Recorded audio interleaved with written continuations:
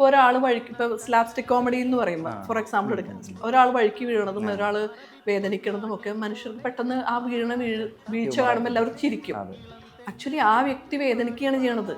അപ്പോൾ തമാശ ആർക്കാണ്? കാണുന്നവർക്കാണ് തമാശ. നമ്മളൊരു സിനിമയിലെ ഒരു കോമഡി സീനിൽ ഒരു വ്യക്തി മറ്റൊരു വ്യക്തിയെ ഉപദ്രവിക്കണത്, ഓടിക്കുന്നത്, ഇപ്പം ഇന്ന് കാലത്ത് ഞാൻ കണ്ടിട്ട് വരികയായിരുന്നു, നമ്മുടെ ലാലേട്ടനും ശ്രീനിവാസൻ ചേട്ടനും കൂടിയുള്ള ഒരു ഓട്ട മത്സരം പോലെ. അതായത് എയർപോർട്ടിൽ കിടന്ന് ഓടി തല്ലണു രണ്ടുപേരും കൂടി, ഇങ്ങേരെ ഓടണു, ലാലേട്ടൻ ഓടിച്ചിട്ട് അടിക്കണു.